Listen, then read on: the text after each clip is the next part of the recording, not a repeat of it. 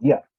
Entonces, les damos la bienvenida a cada uno y a cada una que se puede conectar el día de hoy. Muchas gracias por conectarse. Ya somos 187 personas. Y como les estaba comentando entonces, la idea de la sesión de hoy, de la clase de hoy, es que podamos hacer una recapitulación de los contenidos más importantes relacionados con la unidad de estequiometría. ¿Sí? Para comenzar entonces vamos a entregarle algunas informaciones importantes que son comunes para todas las actividades masivas que se han realizado en Profesor en Línea. Por ejemplo, preferiblemente preguntar por el chat. En este caso, en este formato, como les comenté, es la única opción que tenemos, pero además, si se fijan, en la barra de herramientas les tiene que aparecer algo que dice QIA. No sé si les aparece eso, si me pueden comentar ahí en el chat, en la barra de herramientas. QIA es una parte en donde pueden hacer preguntas, y esas preguntas quedan alojadas en un lugar distinto, ¿cierto? Preguntas y respuestas, exacto, Judy. De esa forma yo también puedo ver esas preguntas y esas respuestas. Rafael, está en la parte de herramientas de tu Zoom, ¿sí? Al lado del chat, dicen ahí. Que aparecen así como dos nubecitas de conversación, ¿sí? Utilizar al lado de levantar la mano, ya. Utilizar entonces estas herramientas para que podamos interactuar y ir respondiendo sus dudas. No compartan información personal en el chat, ¿cierto? Sus números de teléfono, sus root y cosas por el estilo, para que nadie pueda ser suplantado en su identidad. Mantener obviamente siempre el respeto al comunicarnos, y si por algún motivo se corta la conexión, ya sea parte de ustedes o parte de nosotros, simplemente nos volvemos a conectar al mismo link. Al finalizar entonces esta sesión se enviará una encuesta de satisfacción y un material que va a resumir entonces todos estos contenidos. El día de hoy, como les comenté, nos está acompañando acá el profesor de biología, Nicolás Castro, ¿sí? Él va a estar escribiendo en el chat en mayúsculas para que nadie más escriba con mayúsculas. Y el día de hoy, en apoyo a nuestro equipo olímpico, me he puesto todas mis medallas para apoyar ahí a nuestro equipo olímpico. Tienen que saber que el profesor Nicolás fue seleccionado nacional de badminton.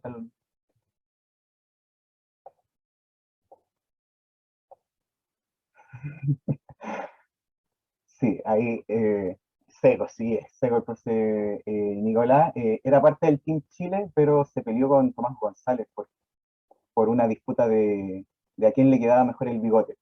Así que ahí decidió eh, salirse del Team Chile. ¿Ok? Eso entonces, de forma olímpica vamos a ver todos los contenidos más importantes relacionados con la estequiometría.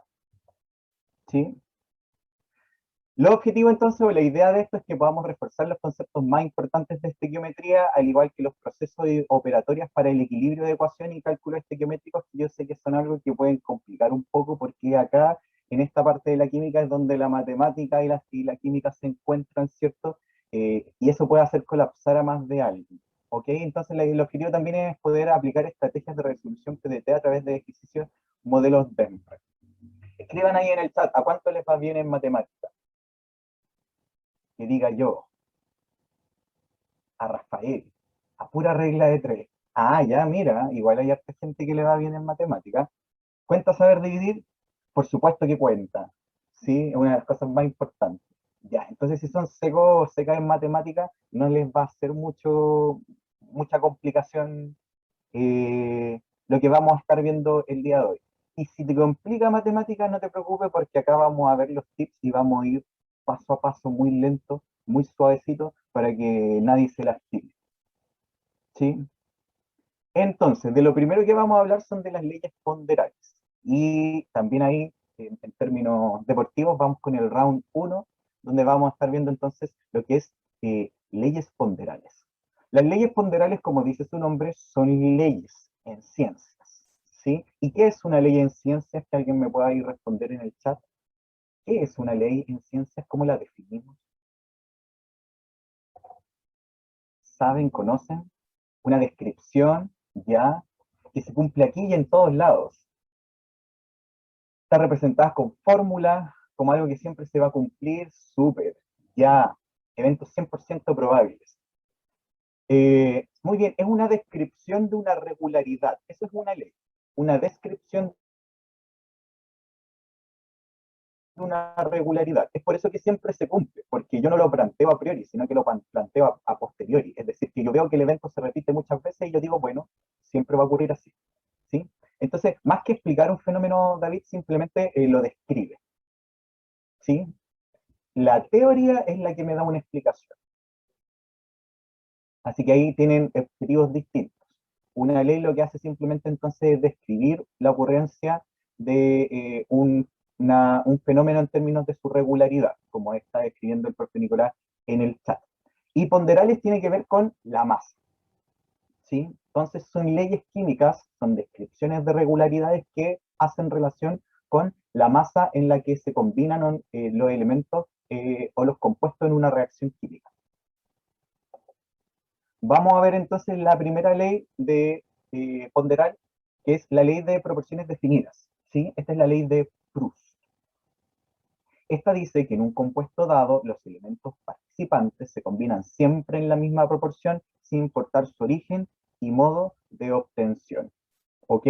¿Eso qué significa? Eso significa en términos muy prácticos que cada vez que yo escriba, por ejemplo, la fórmula del H2 del agua, ¿cierto? Va a ser H2O. Siempre va a ser dos hidrógenos y un oxígeno. ¿Sí? Porque estos compuestos, en este compuesto dado, que sería el agua, los elementos que participan, el hidrógeno y el oxígeno, se están combinando siempre en la misma proporción. ¿Ok? ¿Se entiende eso?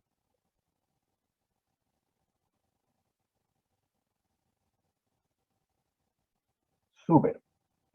Entonces, ¿cuándo o cómo reconocer que se me está hablando de la ley de proporciones definidas? Fíjense en el ejemplo que le estoy dando acá.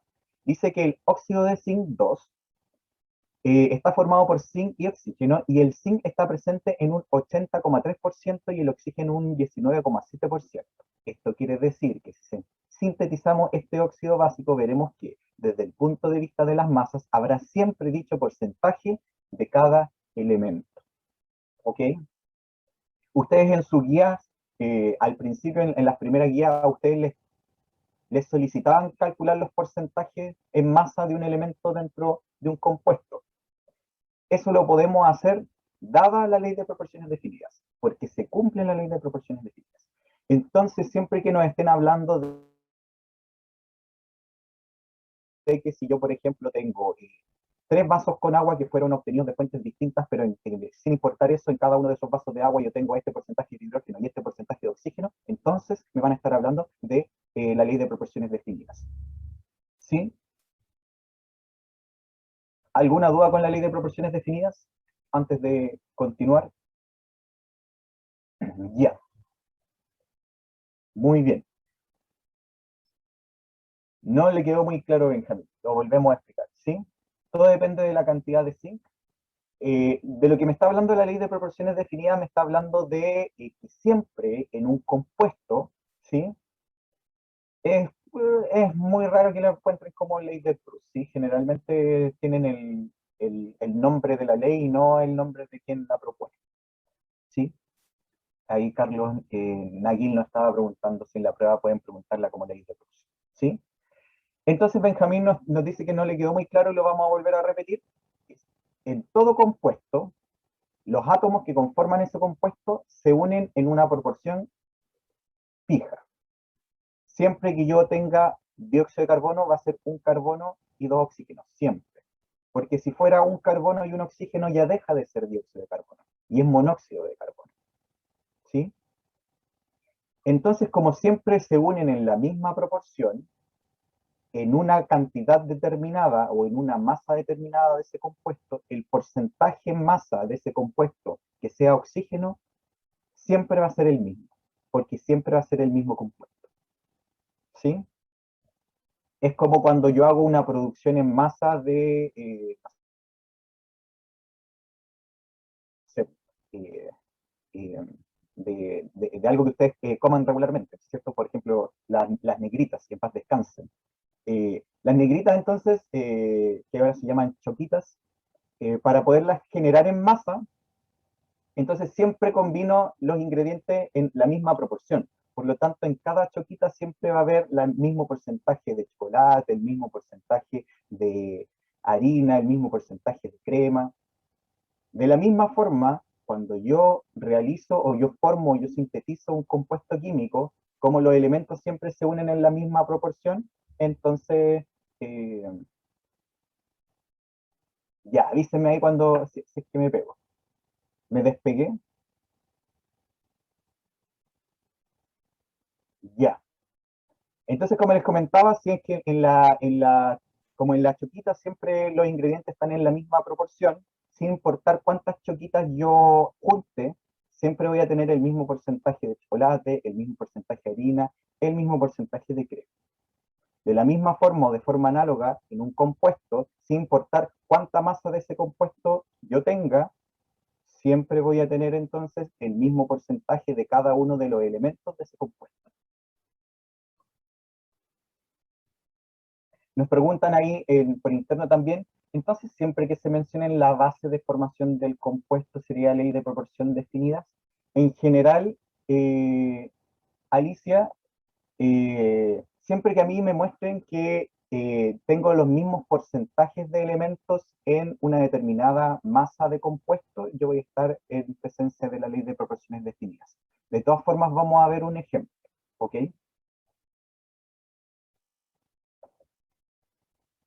La siguiente es la ley de proporciones múltiples.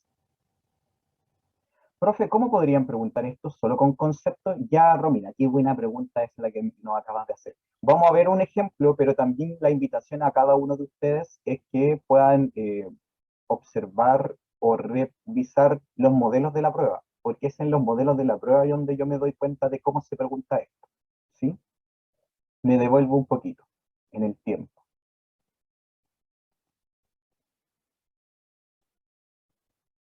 Profe, pero los ingredientes deben estar en la misma proporción, pero aumentada. La proporción sigue siendo la misma. Lo que va a variar es la cantidad, pero la proporción es la misma, ¿sí? Es como cuando yo hago arroz, ¿cierto? Que me dicen por cada dos de arroz, no, por cada uno de arroz es dos de agua. Independiente de cuánto arroz yo haga, siempre la cantidad de agua va a ser el doble. Entonces siempre va a ser la misma proporción, 1:2. ¿Se entiende, Corina?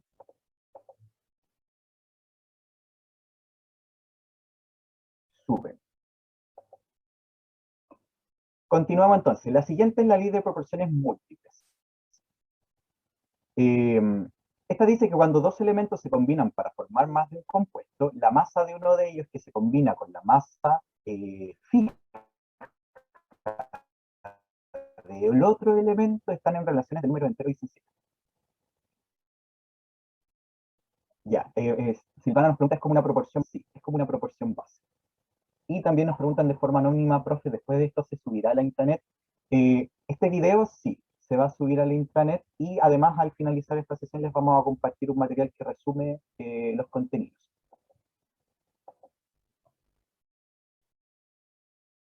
Entonces, si van a preguntar, ¿es como una proporción base? Y sí, es como una proporción base. Entonces, la ley de proporciones múltiples nos dice, cuando dos elementos eh, se combinan para formar más de un compuesto, la masa de uno de ellos que se combina con una masa fija del otro elemento está en relaciones de número entero y sencillo. Esa es, Rafael nos pregunta, ¿esto quiere decir que la masa se conserva? Esa es otra ley, Rafael, que también la vamos a ver. Entonces, lo más clásico de la ley de proporciones múltiples tiene que ver con esto. Siempre que me estén mostrando compuestos distintos que estén formados por el mismo elemento, es muy probable entonces que me estén hablando de la ley de proporciones múltiples.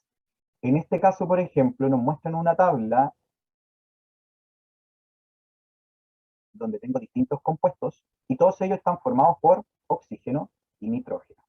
Entonces, eso ya me da un indicio. Me dice, al tiro usted, tincadísima, ley de proporciones múltiples.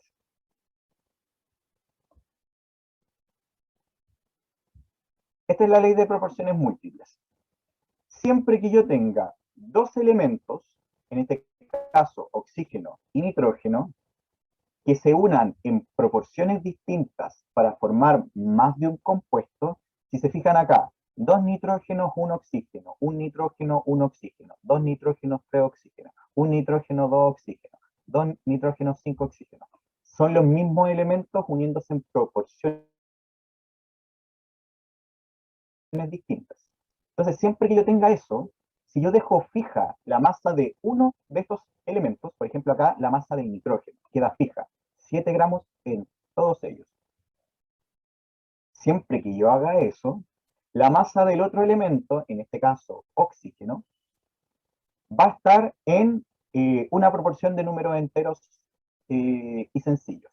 Si se fijan acá, 4 es a 8, es a 12, es a 16, es a 20. ¿Sí? Se parece, Carlos, a la ley anterior, solo que en este caso yo no me estoy fijando solo en un compuesto, que era lo que hacía la ley anterior. Ahora yo me estoy fijando en distintos compuestos que están formados por los mismos elementos. ¿Se entiende eso, don Carlos?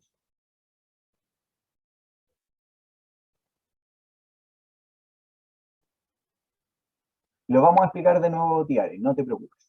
Siempre que yo tenga dos elementos, en este caso nitrógeno y oxígeno, que se puedan combinar en cantidades distintas para dar origen a distintos compuestos, como es caso de lo que estamos viendo acá, se unen en cantidades distintas para formar distintos compuestos que tienen nitrógeno y oxígeno. Cuando yo decido dejar fijo la masa de uno de estos elementos, en este caso la tabla nos dice que se deja fija la masa del nitrógeno. Queda toda en 7. Al hacer eso, la cantidad de oxígeno que se une al nitrógeno en cada caso sería la siguiente. Para el compuesto número 1, a 7 gramos de nitrógeno se le deben unir 4 de oxígeno. En este caso, si se fijan, estamos aplicando la ley anterior, la ley de proporciones definidas. En el caso del segundo compuesto, por cada 7 gramos de nitrógeno se unen 8 de oxígeno. Por cada 7 de nitrógeno, 2. Por cada 7 de nitrógeno, 16. Por cada 7 de nitrógeno, 20. Si yo tomo estos números, que son las masas del oxígeno, me voy a dar cuenta que van a estar en una relación que es de números enteros y sencillos. 4 es a 8 también es una relación de 1 es a 2, ¿cierto? 4 es a 12 es una relación de 1 es a 3. ¿Se fijan?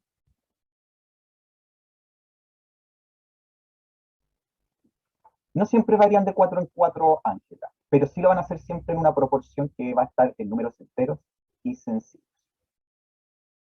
Esos valores son arbitrarios, Juliana. Yo decido mantener el nitrógeno todo en 7. Es súper arbitrario. Es simplemente para poder darme cuenta de, podría haber elegido otro número. En vez de 7, podría haber elegido 10. En este caso, los valores de oxígeno hubieran sido otros. Pero aunque hayan sido otros, se hubiera mantenido la proporción de 1 es a 2, de 1 es a 3, de 1 es a 4 y así.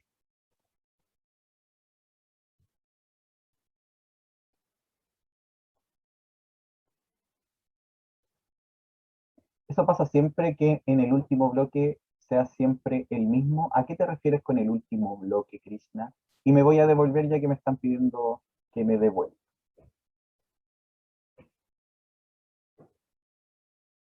Nos preguntan ahí de forma anónima. Entonces serían dos elementos formados por más de un compuesto, al revés. Serían varios compuestos formados por los mismos elementos. ¿Sí? Eso pasa siempre que en el último bloque sea siempre el mismo 777, gracias. No necesariamente va a ser Krishna en la última columna de la tabla, ¿sí? Pero siempre tengo que mantener fijo la masa de uno de los elementos. Podría haber mantenido fijo la masa del oxígeno, en el, en, en el caso que me están mostrando acá. Podría haber sido la masa del oxígeno. Y en ese caso, la masa del nitrógeno hubiera estado también en una relación de número entero y sencillo.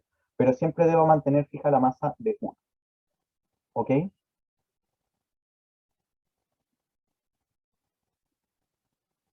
Y por último tenemos entonces la más conocida de todas, que es la ley de la conservación de la masa, que dice que en toda reacción química la masa de los reactantes será igual a la masa de los productos, ¿sí?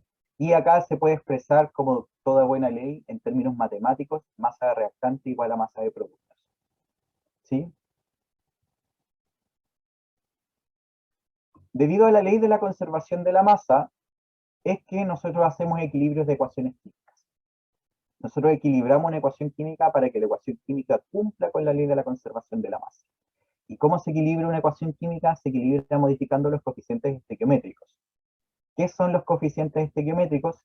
Para cada compuesto yo voy a tener el símbolo del elemento, el coeficiente atómico, que me va a estar indicando la cantidad de átomos de ese elemento dentro de la molécula, y un número que va a estar cierto por delante, que se conoce como coeficiente estequiométrico. Este número me habla de la cantidad de moléculas o de la cantidad de moles de aquel compuesto que está participando en la reacción química, ¿sí? ¿Alguna duda con respecto a la ley de la conservación de la masa?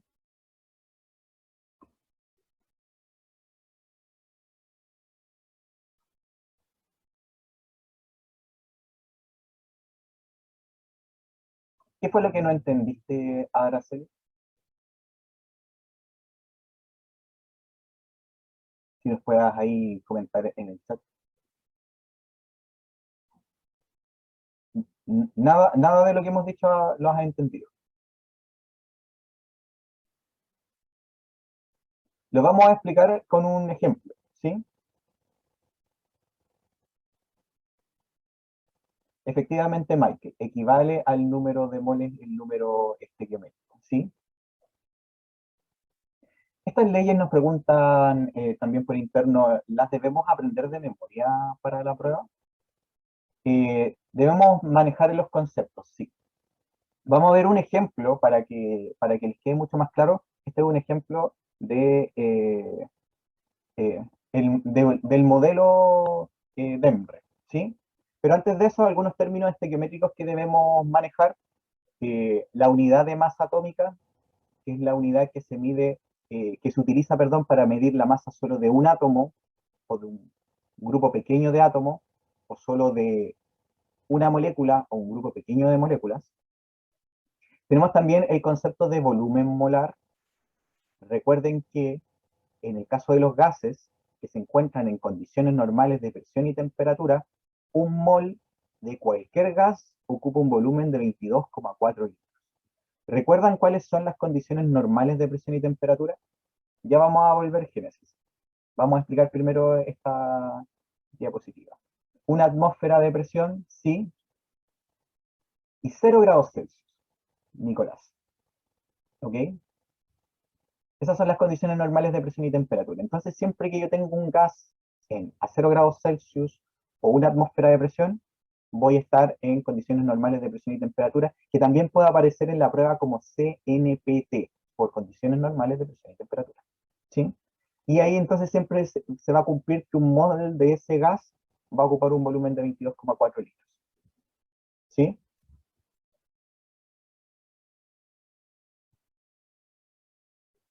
Mirai, las condiciones normales de presión y temperatura son condiciones que se establecen como, nosotros decimos, esto es lo normal. Como cualquier cosa relacionada con la normalidad, es algo que nosotros arbitrariamente hemos decidido que es la normalidad.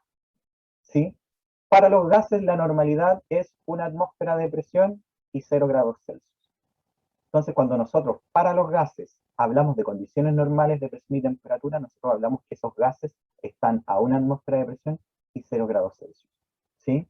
Y en esos casos siempre se va a cumplir que cuando yo tengo un mol de cualquier gas, ese mol va a ocupar un volumen de 22,4. Ese número nos preguntan, ¿lo vamos a necesitar para calcular algo? Por supuesto que sí, Martina. ¿Ok? De hecho, vamos a ver un ejercicio más adelante al respecto. ¿Qué significa entidades atómicas? Significa que pueden ser átomos, que pueden ser iones, que pueden ser cualquiera de esas cosas ínfimamente pequeñas. ¿Sí? No entendí la fórmula de abajo, es que todavía no la explicamos. ¿Sí? No te preocupes, Pía, que todavía no la explicamos. El número de Avogadro o mol, tenemos que recordar siempre que mol es una unidad es un número, tal cual como una docena es 12, como un par es 2, como una resma son 500, un mol es un número que es 6,02 por 10 elevado a 23. Siempre, siempre. Entidades elementales. Y ahí está. Yo puedo tener un mol de átomos y van a ser 6,02 por 10 elevado a 23. Yo puedo tener un mol de moléculas y van a ser 6,02 por 10 elevado a 23. Yo puedo tener un mol de manzanas y van a ser 6,02 por 10 elevado a 23. ¿Sí? Un mol de cualquier cosa es 6,02 por 10 elevado a 23 de esa cosa. ¿Sí? Y eso es mucho. Esos son 602.000 trillones. Es una cantidad gigantesca. Sería genial tener un mol de dólares, ¿cierto? Sí que lo sería, Christopher. ¿Sí? De hecho, si yo tuviese un mol de dólares y gastara un centavo por cada segundo al momento de morir, aún me quedaría una cantidad importantísima de dinero en el banco ahorrado que yo jamás nunca ocupé. El valor lo tienen que saber de memoria, sí, Martita. Tienen que saber que un mol es 6,02 por 10 elevado a 23. ¿La masa molar se cuenta en UMA? No. La masa molar se cuenta en gramos por mol. ¿Te gustaría tener 100 mol de neuronas? Uf, sí, aunque más importante de la cantidad de neuronas tiene que ver con la cantidad de conexiones que hacen esas neuronas, estimado Benjamín. Un mol de bolívares. Ya, no sé cuánto valga eso en la actualidad. ¿Pueden preguntar para que calculemos algo relacionado con un mol, con esa fórmula? Sí, efectivamente, Cristina. De hecho, en tus guías aparecen ejercicios de esto. ¿Ok? Entonces, tenemos que hacer la diferencia. Cuando yo tengo muy pocos cuando yo tengo muy pocos átomos o muy pocas moléculas, imagínense, los átomos son muy pequeños, yo no los puedo poner en una balanza y procurar que masen en gramos. Es por eso que yo ocupo unidades de masa atómica, que es una unidad que yo inventé para poder medir la masa de cosas que son muy pequeñas. En cambio, cuando yo alcanzo a tener un mol de algo, que son 602.000 trillones de algo, ya es un número importante como para poderlo poner en una balanza y poder entonces medirlo en gramos. Es por eso que las masas molares, que son las masas de moles de átomos o de moles de moléculas, yo las mido en gramos por mol, porque recién ahí yo tengo una cantidad suficiente como para poder medirla en gramos. ¿Sí?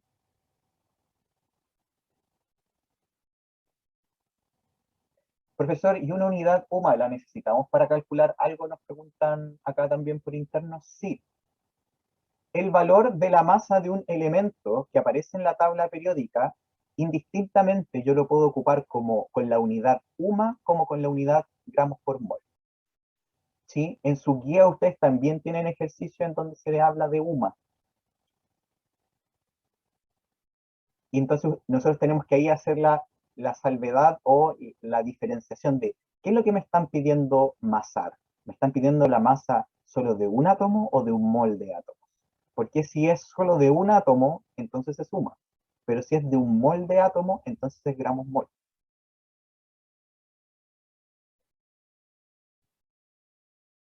Entonces me habían pedido explicar la fórmula. Esta fórmula me plantea una relación entre la masa y la cantidad de mol para una molécula o para un átomo. ¿Sí? En esta fórmula N es mol, M es la masa y MM es la masa molar. Recuerden que la masa molar de una molécula se calcula simplemente sumando las masas de cada uno de los átomos dentro de esa molécula. Entonces, teniendo la masa molar de una molécula o de un átomo, yo siempre voy a poder transformar de moles a gramos y de gramos a moles. ¿Puede hacer un ejercicio, profe, por favor? Por supuesto que lo vamos a hacer, Martín.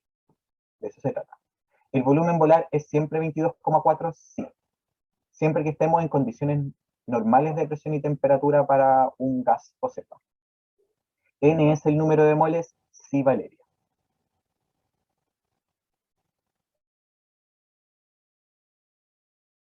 los moles los puedo pasar a kilogramos multiplicando por 1000. Si yo tengo la masa en gramos, siempre la voy a poder pasar a kilogramos más, ¿sí?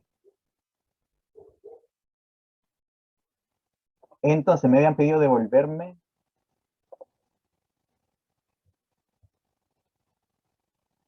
a eso. Vamos a hacer un ejemplo muy pequeño de cálculo de masa molar, ¿ok?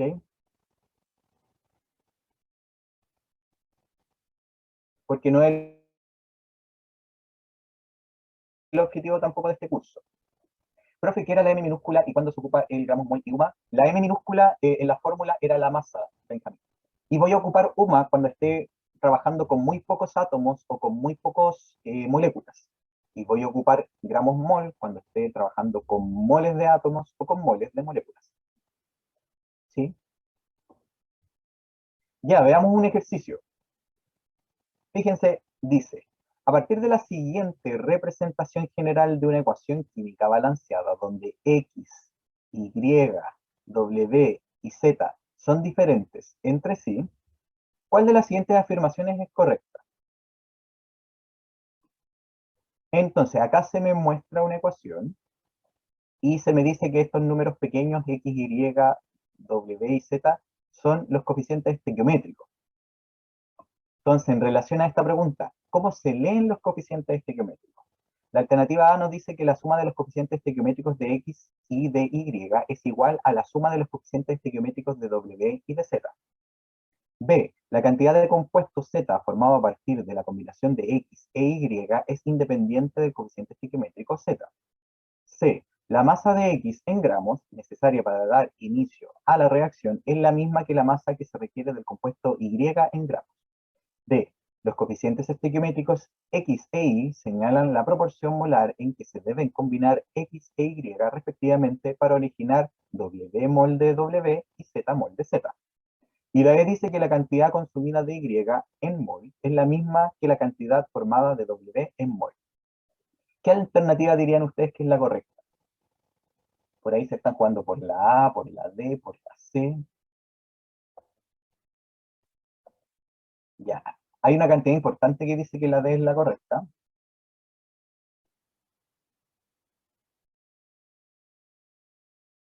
Pero también hay algunas personas que dicen que la A es la correcta. Vamos a ver entonces, ahí está. La alternativa correcta, señoras y señores, es la D. ¿Sí? La D. La alternativa A dice que la suma de los coeficientes estequiométricos X y de Y es igual a la suma de los coeficientes estequiométricos de W y de Z. Eso no es siempre correcto. El número de moléculas que participa en la reacción no es siempre la misma que el número de moléculas que se forman. Las masas son las que son iguales. Son las masas las que deben conservarse. Es la masa de la suma de X y Y que debe ser igual a la masa de la suma de W y Z, pero no necesariamente la cantidad de moléculas. ¿Sí? Recordemos que hay, hay reacciones de síntesis donde el producto son menos moléculas que los reactantes. Y al revés, hay reacciones que son de descomposición, que el producto eh, es más que los reactantes. Entonces, no se cumple necesariamente que los coeficientes estequiométricos sumados sean iguales. ¿Sí? Ojo ahí. La D es lo correcto. Los coeficientes estequiométricos X e Y lo que me hacen es señalar la proporción en la que se debe combinar X e Y. Entonces, cuando yo pongo acá números, por ejemplo, yo pongo un número 1 y un número 2, yo estoy diciendo que por cada un X deben reaccionar dos Y. ¿Sí? Estoy estableciendo una proporción en la que se deben unir. La alternativa B dice que la cantidad de compuesto Z formado a partir de la combinación de X e Y es independiente del coeficiente estequiométrico Z. No es independiente. la cantidad de compuestos Z que se forma va a estar dado por coeficiente estequiométrico Z minúscula, ¿sí? De hecho, eso es lo que me dice cuánto se va a formar. Es dependiente, sí. Tomás, las letras pequeñas son los coeficientes estequiométricos.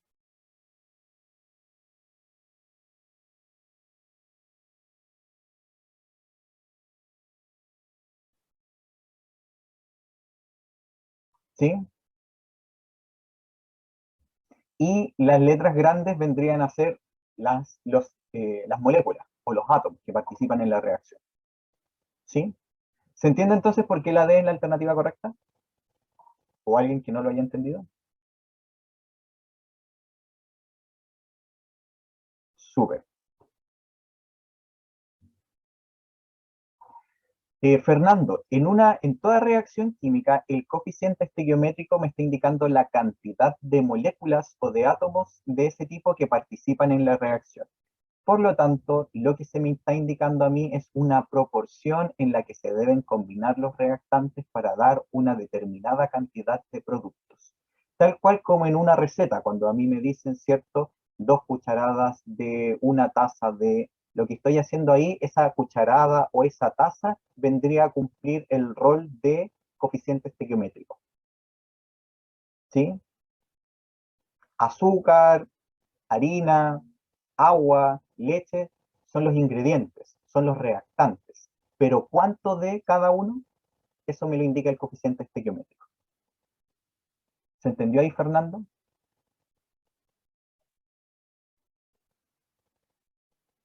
Súper. Vamos entonces con la siguiente pregunta. Cuando el nitrógeno se combina con el oxígeno, puede dar lugar a la formación de NO2 y N2, perdón, NO2 y N2O. Ahí sí. Según lo que aparece, ¿cierto?, en esta tabla. A partir de estos valores, la razón entre la masa de oxígeno NO2 y la masa de oxígeno N2O es 1:4. ¿Cuál de las siguientes leyes se enuncia a partir de estos resultados? Ahí todo el mundo saltó inmediatamente a decir la alternativa C, que es la ley de proporciones múltiples. Muy bien. ¿Y cómo sabemos que es la C?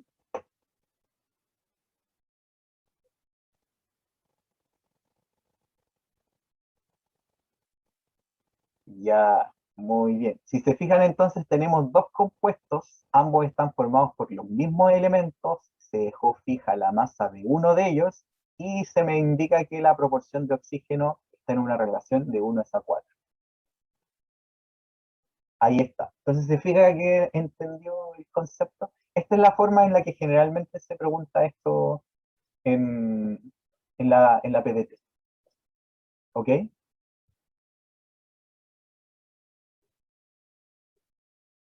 ¿Qué parte no entendió bien, Nicole?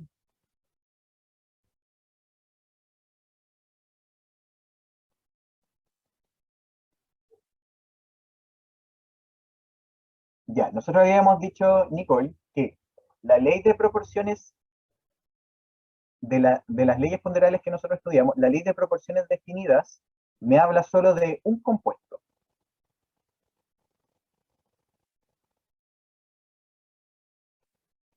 En este caso me están hablando de dos, así que no podría ser. La ley de la conservación de la masa implica una reacción química con productos, ¿cierto? Y reactantes. En este caso no se me muestran productos y reactantes, ¿sí? Y nosotros dijimos que la ley de proporciones múltiples siempre va a tener dos o más compuestos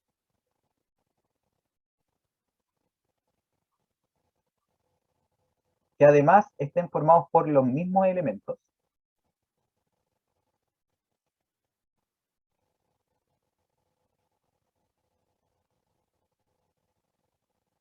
y que además se deja fijo la masa de uno de ellos. Y acá está, la masa de nitrógeno en ambos casos se dejó en 1 gramo. ¿Sí? Profe, ¿la ley de proporciones múltiples o algo relacionada a ella se puede calcular o solo son cosas teóricas? Por supuesto que se pueden calcular. ¿Sí? De hecho, acá hay un cálculo. Acá estamos diciendo que la relación entre los oxígenos de ambos compuestos es de 1:4. ¿Y la E qué es? La ley de proporciones recíprocas es la cuarta ley ponderal. Nosotros no la vimos ahora, ¿sí? Pero eso está dentro de lo que ustedes tienen que haber visto en su clase, y además les invito a que puedan acceder a la cápsula de síntesis donde también se explican las cuatro leyes ponderales. Acá solo explicamos tres, ¿sí?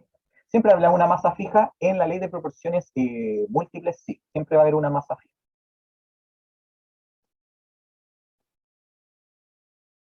Exacto, ahí como dice el profe Nicolás, de hecho las leyes mismas se obtienen al hacer los cálculos. No puede haber una ley si no hay un cálculo.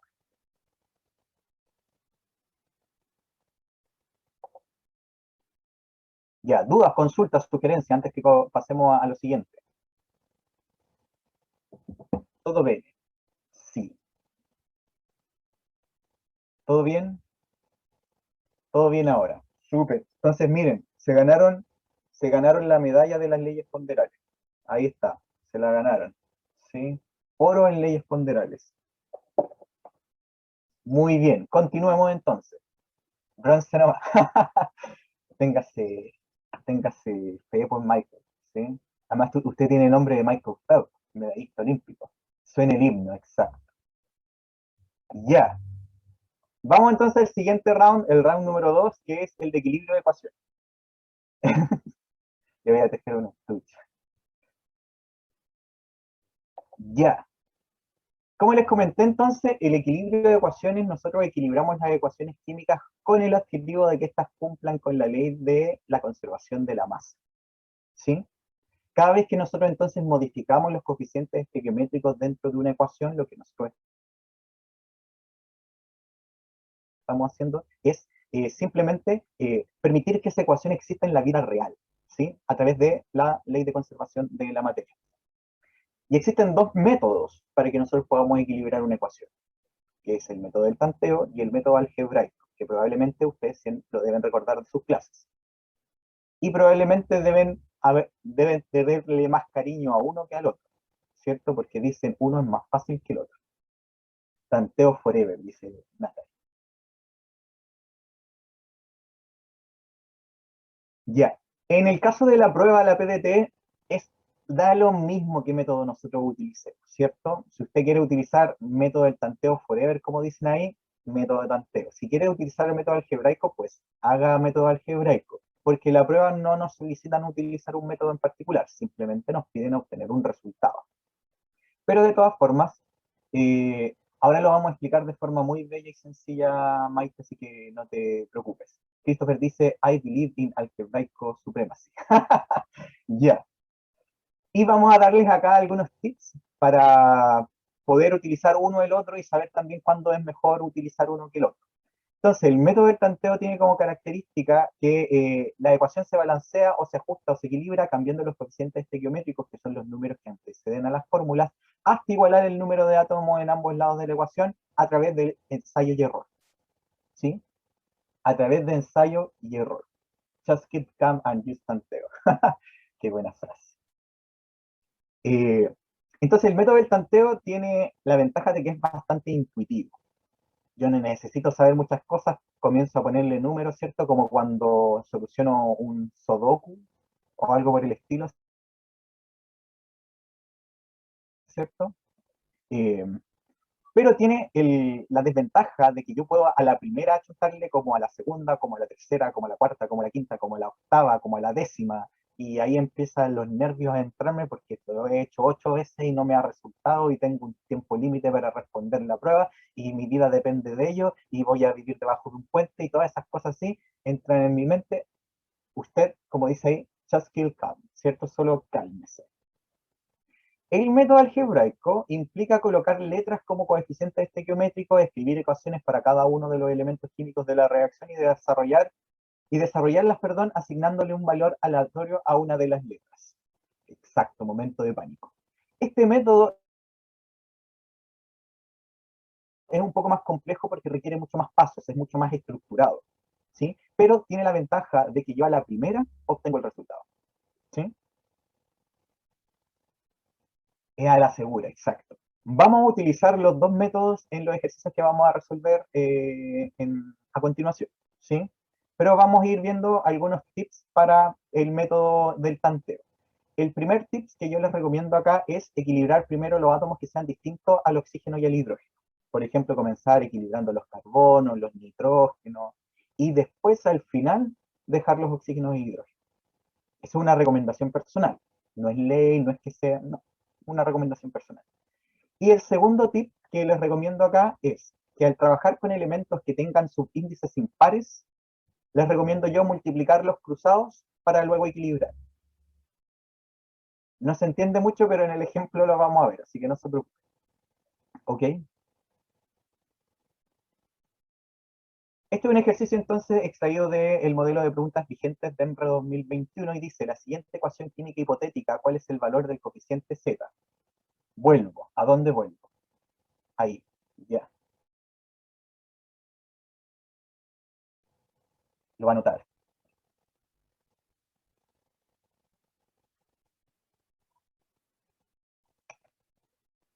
Súper. Entonces tenemos la siguiente reacción química hipotética.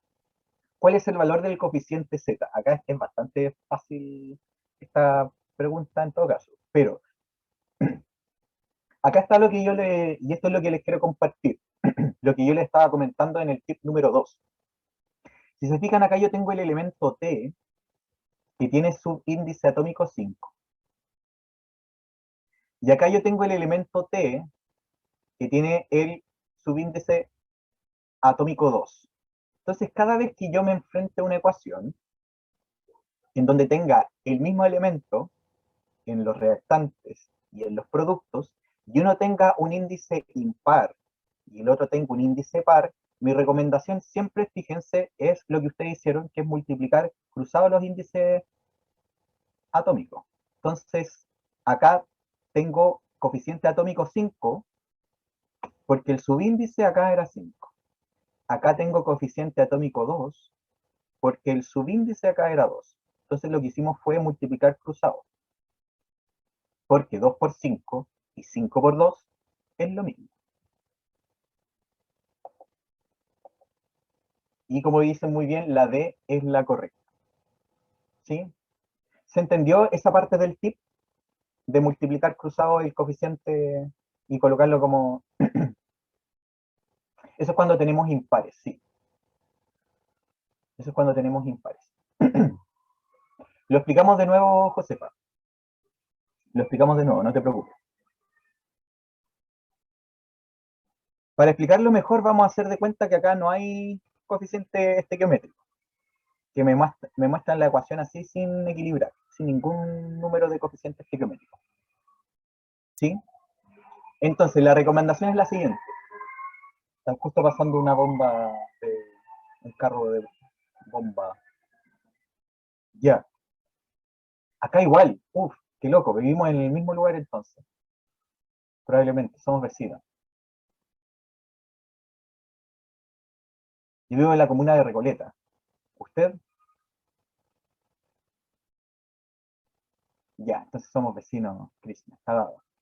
Qué loco, ¿cierto? Ya. ¿Qué probabilidades había de eso, cierto? Ya, volvamos. Ah, miren, Temuco igual está pasando hoy. Ya. Entonces volvamos. Tengo una molécula que tiene un elemento que tiene un índice atómico impar. Y ese mismo elemento, como producto, tiene índice atómico par. Entonces la recomendación o el tip es el siguiente. Siempre que yo me encuentre con eso, un elemento con un subíndice impar en un lado y par en el otro, mi recomendación es la siguiente. Voy a tomar este índice y lo voy a colocar al otro lado, donde está el elemento, como coeficiente estequiométrico. Y lo mismo voy a hacer con este índice, lo voy a tomar y lo voy a poner como coeficiente estequiométrico a este otro lado. ¿Por qué hago esa recomendación? Porque primero, trabajar con números impares es más complejo. Solo cuando son impar y par, sí. Porque trabajar con números impares es más complejo que trabajar con números pares, ¿sí? Porque si yo me pregunto qué número multiplicado por 5 me da lo mismo que otro número multiplicado por 2, entonces ahí entro en un caos matemático complejo, porque qué número que es multiplicado por 5 me dé lo mismo que otro número multiplicado por 2. Lo más fácil es aplicar matemática, ¿cierto? Las leyes básicas de la matemática que me dice que el orden de los productos no altera el resultado. Entonces, 2 por 5 es lo mismo que 5 por 2. Y como es lo mismo, entonces hago ese cambalache y multiplico todo esto por 2 y multiplico todo esto por 5 y el resultado va a ser el mismo. ¿Ok?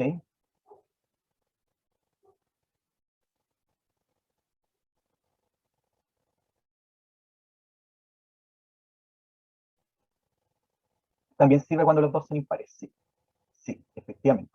Siempre que nos encontremos así con estas situaciones complejas, así como, ¿cómo hago esto por método del tanteo? Bueno, eh, aplique este tip. ¿Sí? Ya. Sí, en general las preguntas de la PDT relacionadas con equilibrar ecuaciones no son tan difíciles. ¿Sí? Ya. Pero es 2 porque es par. Es 2 porque era el subíndice en el otro lado. Era por eso. ¿Sí? Ya, acá nos preguntan, dada la siguiente ecuación, ¿qué volumen de gas cloro se obtiene a partir de 6 mol de ácido clorhídrico HCl? Y acá les voy a dar el tercer tip, que no lo había mencionado anteriormente, pero acá está el tercer tip. Ojo con el tip. Dice así: cuando me entreguen una ecuación que no está equilibrada, aunque también lo puedo hacer con una ecuación que ya esté equilibrada, y para ahorrarme un poco de tiempo, lo que voy a hacer es lo siguiente. Voy a tomar la cantidad de mol que me está dando el enunciado, en este caso me dicen 6 mol de ácido clorhídrico, y lo voy a colocar inmediatamente acá como coeficiente estequiométrico, y a partir de eso voy a equilibrar la ecuación. ¿Sí? Normalmente, ¿qué hubiéramos hecho? Hubiéramos primero equilibrado la ecuación y después hubiéramos hecho una relación, una regla de tres simple para calcular a partir de los 6 mol cuánto volumen de gas cloro se va a producir. ¿Sí? Pero acá el tip es el siguiente: para ahorrarnos tiempo, para ahorrarnos pasos, tomo inmediatamente este 6, lo coloco como coeficiente estequiométrico donde corresponde, en este caso del ácido clorhídrico. Eso me va a servir, número 1, equilibrar más fácil la ecuación, porque es mucho más fácil para mí equilibrar una ecuación teniendo uno de los valores, ¿cierto? Entonces, si yo tengo 6 de cloro acá, eso significa que acá tengo que poner un 3, ¿cierto? Si yo tengo 6 de hidrógeno acá, significa que acá tengo que poner un 3. Y si tengo 3 de oxígeno, acá tengo que poner 3 medios. Y sí, puedo poner fracciones. ¿Ok? Puedo poner fracciones.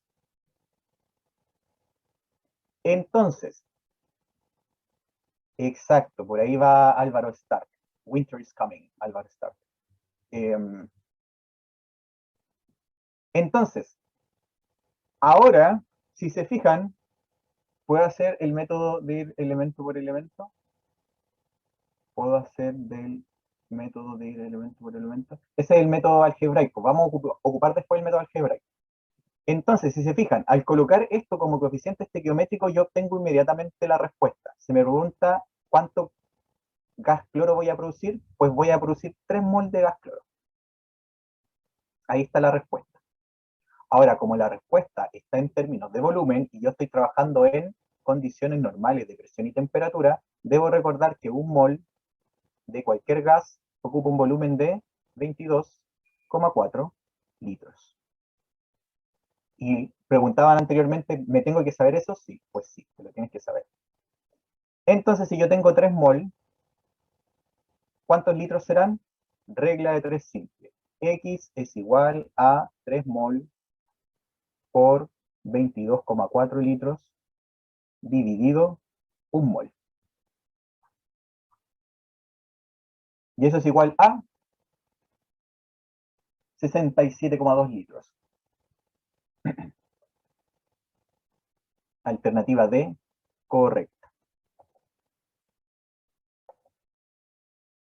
Nos preguntan por acá, profe, ¿por qué pone 3 medios? Ya. Pongo 3 medios porque si te fijas, en este lado tengo 3 oxígenos.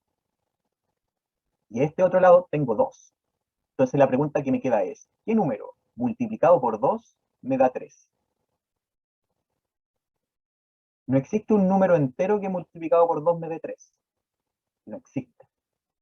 Entonces lo que yo hago es multiplicar por 3 medios, porque de esa forma estoy multiplicando y dividiendo por el mismo número. Y eso da 3. Profe, ¿de dónde sacó los 3 mol de Cl2? Los saqué de la fórmula equilibrada. Yo equilibré a partir de 6 mol de ácido clorhídrico, y al equilibrar con 6 mol de ácido clorhídrico, me dio que se van a generar 3 mol de Cl2. De ahí lo saqué, del coeficiente estequiométrico del cloro. Sí, Benjamín, ese número se lee como mol o como molécula.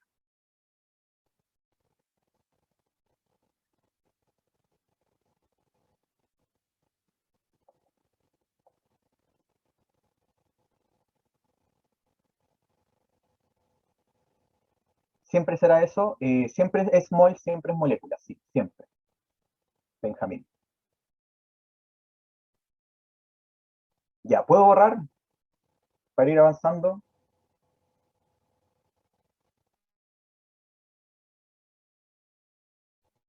Y veamos acá ahora el método algebraico, que causa pesadillas en algunos casos. Ya, para el método algebraico, tener en cuenta que lo primero, el primer paso es anteponer a cada fórmula química una letra que represente el coeficiente estequiométrico. Un mol de cualquier gas en condiciones normales de presión y temperatura ocupa un volumen de 22,4 litros Nicol. Pero tiene que cumplirse eso, tiene que cumplirse de que sea un gas y que esté en condiciones normales de presión y temperatura. O si no, no puedo hacerlo. No puedo hacer esa equivalencia. Entonces, paso número 1 del método algebraico, poner letras que sean coeficientes estequiométricos. Paso número 2, escribir ecuaciones para igualar el número de átomos de cada elemento a ambos lados de la ecuación. Y número 3, resolver la ecuación considerando, por ejemplo, un valor aleatorio de una de las incógnitas A igual 1. Sí, condiciones estándar o normales de presión y temperatura. Profe, no entendí el ejercicio anterior. ¿Qué parte del ejercicio anterior no entendiste, Fernando?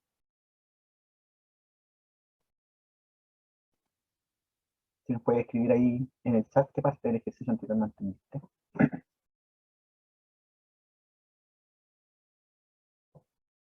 Porque antes, eh, ¿por qué es antes que yo de 2? No, no entendí esa parte. Se lo puede redactar de nuevo. Profe, o sea que el coeficiente estequiométrico es lo mismo que mol siempre es, ¿se lee como mol o se lee como molécula? Cualquiera de los dos que me están preguntando ahí por internet. ¿Sí?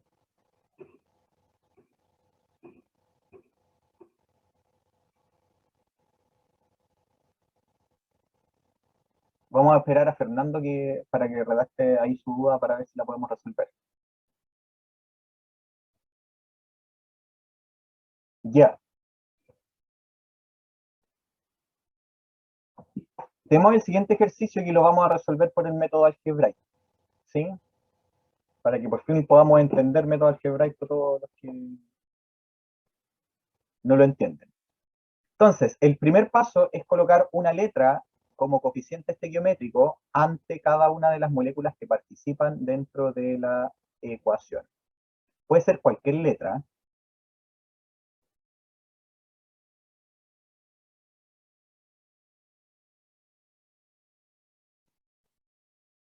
El valor de coeficiente Z. Ya, el primero que hicimos. Ese no lo entendiste, Fernando. ¿Sí? En la ecuación anterior nos daban que teníamos 5T2.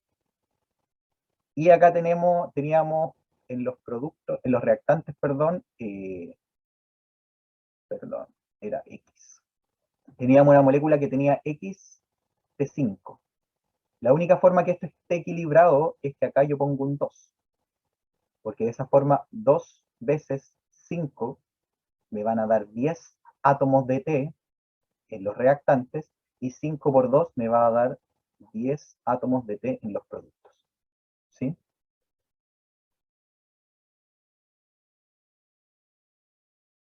Ya, en la X salía un 2 abajito. Da lo mismo, no importa.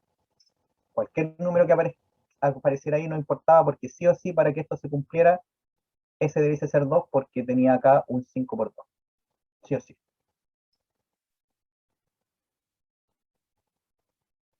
Ya. Entonces, el primer paso, colocar letras como coeficiente estequiométrico. Paso número 2, escribir ecuaciones para cada uno de los elementos. Entonces partimos con el carbono. ¿Sí? Para que la cantidad de átomos de carbono sea la misma en reactantes y productos, se debe cumplir lo siguiente. Este 3 es el índice atómico, multiplica el coeficiente estequiométrico, así que tengo 3 veces A. Porque tengo A moléculas de estas y dentro de una molécula hay 3 átomos de carbono. Ahora lo vamos a explicar, Rafael, no se preocupe. El primer paso entonces es colocar letras, ese es el primer paso. Segundo, escribir ecuaciones para cada uno de los elementos. ¿Sí? Entonces, para el caso del carbono, 3 veces A debe ser igual a ¿qué cosa? ¿Dónde más tengo carbono? En esta molécula. Esa molécula está D veces. Y dentro de la molécula hay un carbono. ¿Cierto? Entonces sería 3A es igual a B. Para que la cantidad de átomos de carbono sea igual a un lado y al otro de la reacción, el valor de B debe ser 3 veces el valor de A. Eso es lo que estoy diciendo. El valor del coeficiente estequiométrico que ponga acá debe ser 3 veces el valor del coeficiente estequiométrico que yo ponga acá. En el caso del hidrógeno, ¿qué tengo? 5 por A. ¿Va a ser igual a qué cosa? A 2D. Porque ¿dónde más tengo hidrógeno? Acá.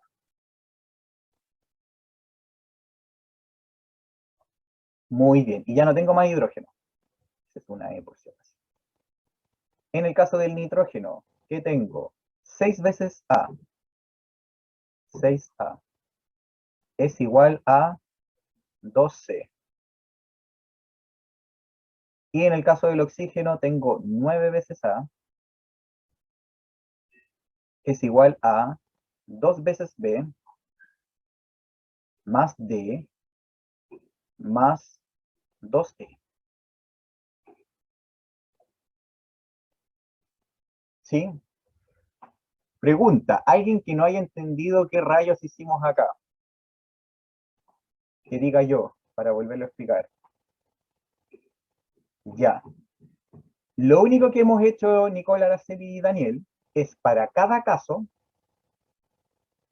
multiplicar, para cada elemento, multiplicar el índice atómico por el coeficiente estequiométrico que nosotros escribimos. ¿Sí? En el caso del carbono, entonces, esto es 3 por A, ahí está 3A, y cuando paso al otro lado de la flecha, ocupo el signo igual. Y en el otro lado, la molécula que tiene carbono es esta, tiene un carbono, 1 por B, 1B. En el caso del hidrógeno, 5 por A. Y al otro lado, 2 por D. En el caso del nitrógeno, 6 por A. Y al otro lado, 2 por C. En el caso del oxígeno, tengo 9 por A. Y al otro lado tengo varias moléculas que tienen oxígeno. Esta es 2 por B, esta es 1 por D, y esta es 2 por E. ¿Sí? Ahí está. Entonces, fíjense, ahora lo que vamos a hacer algo similar a lo que hicimos anteriormente. Ya no están dando una cantidad. 168 gramos de N2. Estos 168 gramos de N2 los vamos a convertir a mol de N2.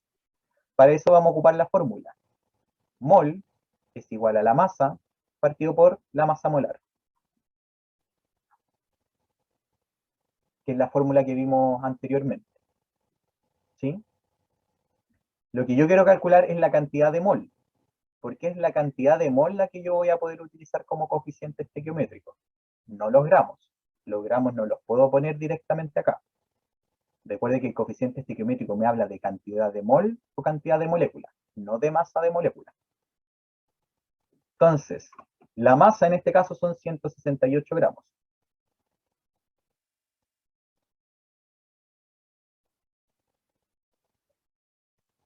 ¿Qué se hace si, por ejemplo, ya se tiene un coeficiente estequiométrico en una letra? Se ocupa esa, ¿sí? También se puede hacer.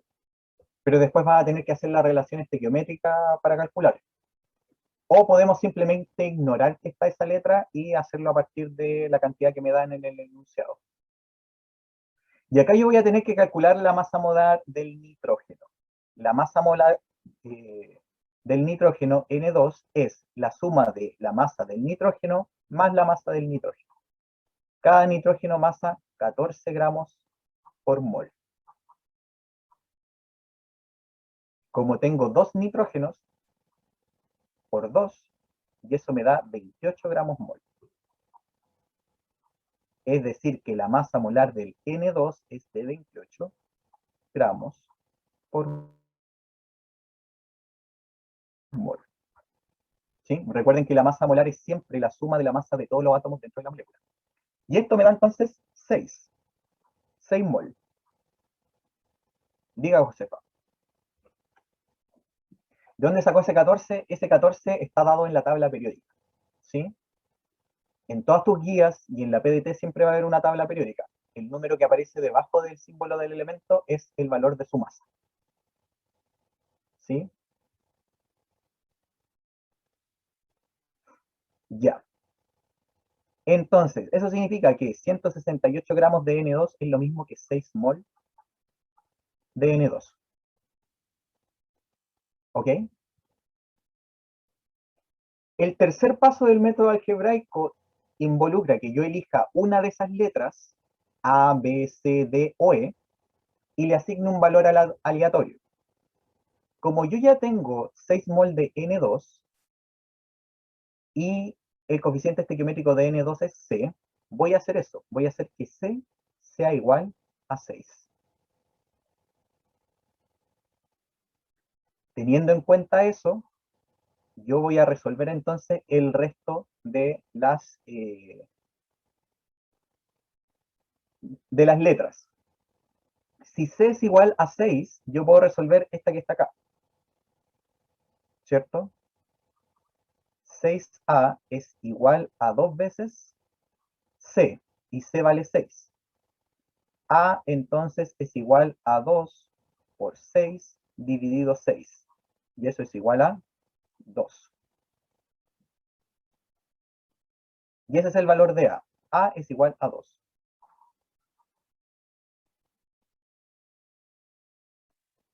¿Sí? Si tengo el valor de A, puedo resolver esta. 3A es igual a B. 3 veces 2, porque A vale 2, es igual a B, y entonces B vale 6.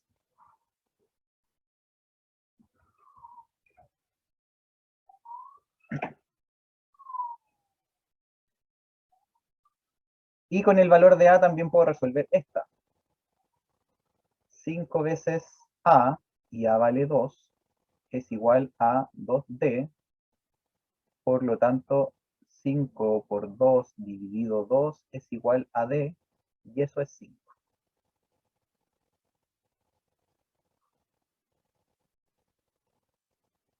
Y por último, entonces, tengo esta donde tengo A, B, D y E. Eso es 9 veces A, y A vale 2. Va a ser igual a 2 veces B, y B vale 6, más D, que vale 5, más 2 veces E. Entonces desarrollo, y tengo ahí 18, 12, más 5, más 2E. Tengo 18 más 17, más 2E. Tengo 1 igual a 2E, así que E vale 1/2.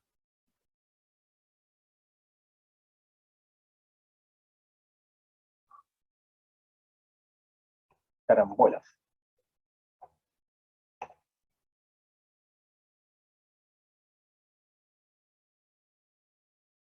¿Por qué el 6 quedó en la C si es el N2? Ahí está N2, po. El coeficiente estequiométrico de N2 es C. Por eso puse C igual a 6, porque los 168 gramos son de N2. No, no lo puedo explicar por el método del tanteo.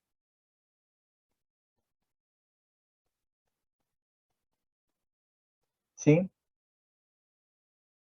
Ahora, ojo acá.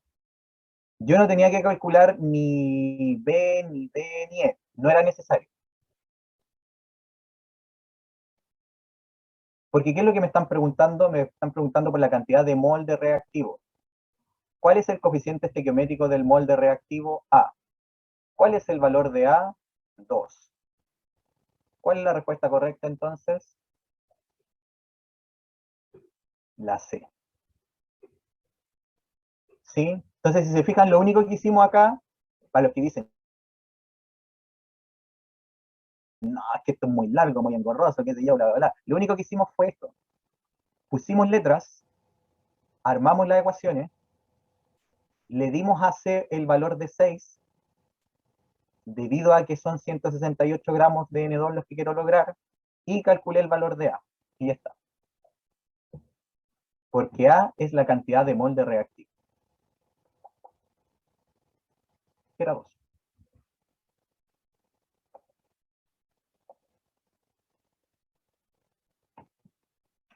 Profe, ¿por qué dijo que era 14? 14 es la masa de un nitrógeno. Un nitrógeno masa 14. ¿Sí? Está ahí en el enunciado lo que preguntan. Los moldes reactivos necesarios para obtener 168 gramos de N2. Siempre lean el enunciado porque el enunciado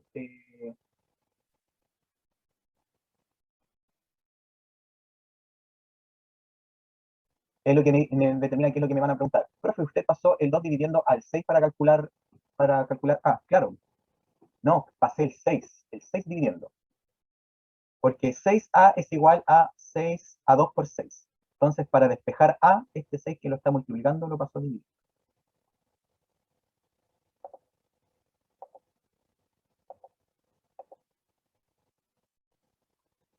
El 6 lo saqué de los 168 gramos, igual como lo habíamos hecho anteriormente. Estos 168 gramos de N2 son 6 mol de N2. Entonces, tal cual como lo habíamos hecho anteriormente, que tomábamos este 6 y lo colocábamos como coeficiente estequiométrico, lo estoy haciendo lo mismo. Pero ahora sé que el coeficiente estequiométrico es la letra C. Por eso digo que 6 igual a 6.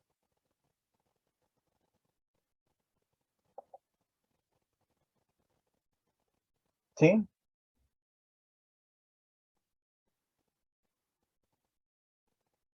Diga, Millaray.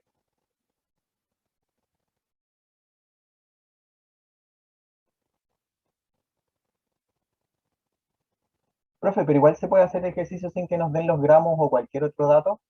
Sin los gramos o cualquier otro dato, lo que yo podría hacer simplemente es equilibrar la ecuación. ¿Sí? Pero no podría calcular nada más. Profe, ¿cómo yo sabía que la A era mi molde reactante? Porque yo lo coloqué acá.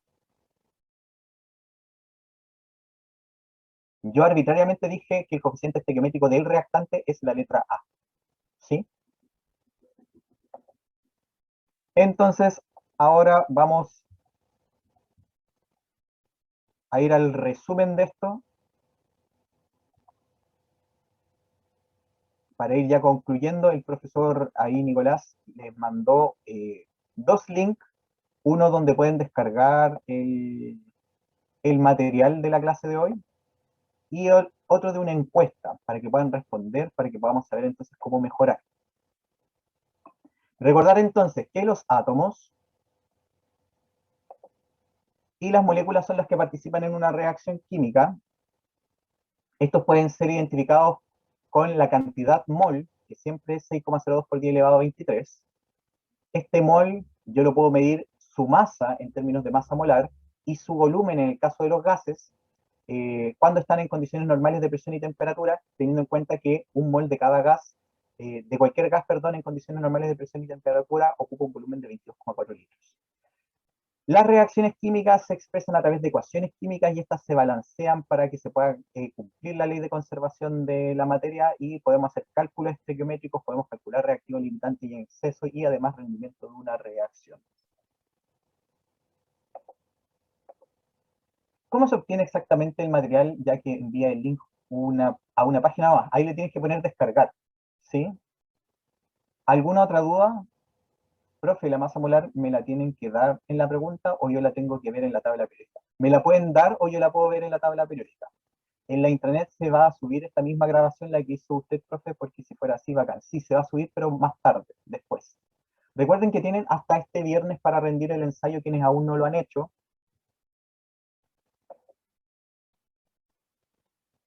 Y recuerdan participar activamente en todas las actividades que Profesor en Línea tiene preparadas para ti, al igual que revisar las cápsulas de síntesis que estaban alojadas en la sección de tus materiales en la intranet.